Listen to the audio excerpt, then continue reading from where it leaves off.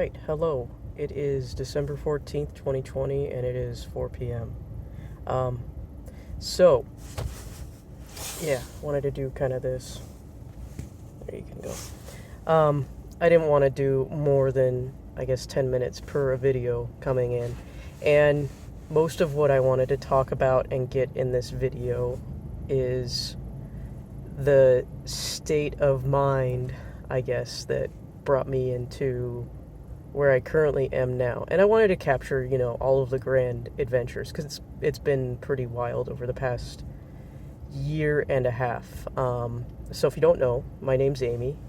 I live in Michigan. None of my family lives up here. My family is all spread across the U.S. So I don't really get to talk with them as much as I would like to. This is kind of a method that I'd like to use to tell them what's going on with my life, because sometimes shooting a video and talking about it is a lot easier, and in the last year with COVID hitting, it's been really hard to talk about things. So right now, we're out here in the beautiful Big B parking lot, and Dunham's and Little Caesars is right there. But that's not really what I wanted to talk about. I just took a break today because I wanted to run out to Home Depot after I go get another COVID test, because that happened too. And I wanted to talk about why did I move to Detroit, and kind of what was the story to get there. And a lot of people have asked the why. Well, why would you want to move to Detroit? Detroit is a horrible place. I got the same reaction when I moved downriver.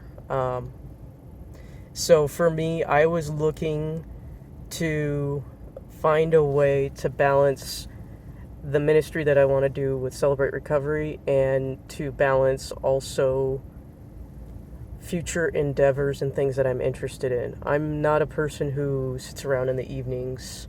I haven't been for probably well over a decade. So,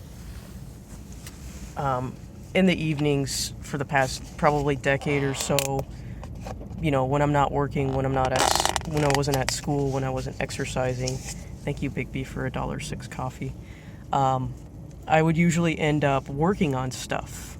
I would end up working on my plans when it was, to get into the Navy and become an officer, which never happened. It did not pan out, but we are here in bigger, better things. Doing projects like the Jeep, personal fitness, trying to understand the chaos around me, things like that. So to explain why I moved to Detroit. I moved to Detroit because I was operating under a set of observations which said that Detroit would be the easiest solution, and that's where I should go. I've also been drawn to it. Detroit feels like home. Being downriver here in Michigan, it's nice, it's comfortable, but when I drive through Detroit, when I'm surrounded by all of the wreckage and chaos, that feels like home for some reason, because that's where I'm needed, and that's kind of what I've, thrived on. That was initially my motivation for wanting to go into the military. There wasn't a whole lot of motivation to do much else about a decade ago. So I wanted to go into the military and be boots on the ground and be in the action, things like that. So there's a lot of action that's going on in Detroit and in general right now. And it's good. Some of it's good, some of it's bad. It's like any city which has been plagued with crime.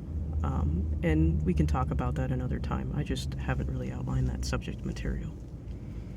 But the whole experience of buying the house, the whole experience of getting ready to buy the house and figuring out it was supposed to be Detroit, that's what God wants, that was quite a trip. So, I'll talk about that a little bit more, and hopefully I'm not boring you by this point. So about 2 years ago, I was running a step study. This was my third one in Celebrate Recovery. And at that time, I really felt that I wasn't fitting in, I wasn't clicking, towards the end of the step study with the group there, and I had felt that for several years. I'd felt that probably about 5 or 6 years ago. This guy's just doing loops around my car now.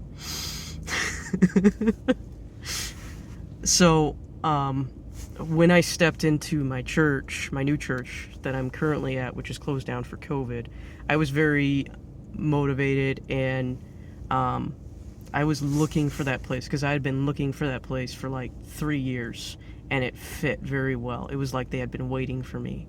So you can't really claim that that it wasn't the right time, I guess. I don't know who would be claiming that. Maybe me. I don't know. My doubts would be claiming that. So moving into Detroit, once I had dedicated myself to, I'm going to bring this ministry into Detroit, that seemed like a logical aspect. And I fought it because of fear. It's much easier, more comfortable, and cleaner when you're outside of Detroit. And what do I mean by it's comfortable and clean? Well, Detroit is a city that's been plagued by a lot of issues for several decades. Police corruption, prejudice, going all the way back to the Iroquois. It's been a trade hub of sorts, so it's got a long and storied past. There were riots, there were fires, there has been murders and drug trade and all of that. All of that has occurred in Detroit. It's a battle-scarred city, I guess is the best way to put it.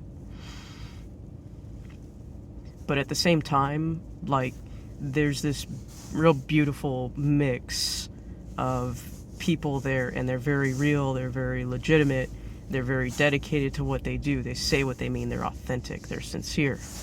Sometimes you run into places where people are not authentic and sincere. And those are places that I don't like to be in, personally. It's just my personal feelings. I had a great script in my head before I started this, and it's just kind of gone off in a ramble. Yeah. So that was what I wanted to explain, is there's a reason why I've moved to Detroit. I really like Detroit. It's been really hard to live there, and I'm going to talk about the process drawing up to that in subsequent videos where I can storyline and come out with a more coherent explanation of what went on, because a lot has gone on in the over a year since I embarked on this adventure. 2 years, actually. Yeah. But that's it for now. I don't even know who my intended audience is, so we're just gonna do this. We're gonna make it happen. It's gonna work. We're gonna figure it out. We're gonna give ourselves some grace with it too, because that's something that I struggle with. That's something everybody struggles with, I think. And I'm gonna zip up this zipper because it looks better when it's zipped. Don't you agree? So anyway, I hope you have a lovely evening, whoever's watching this, and I hope I didn't bore you. We'll have some more fascinating videos where I talk about kind of what's gone on with the whole process and where we are at, and I promise I won't be wearing a babushka hat with a Carhartt sign on the side. I'll wear a normal hat. Maybe I'll just wear hats in the first couple of videos. So, bye now.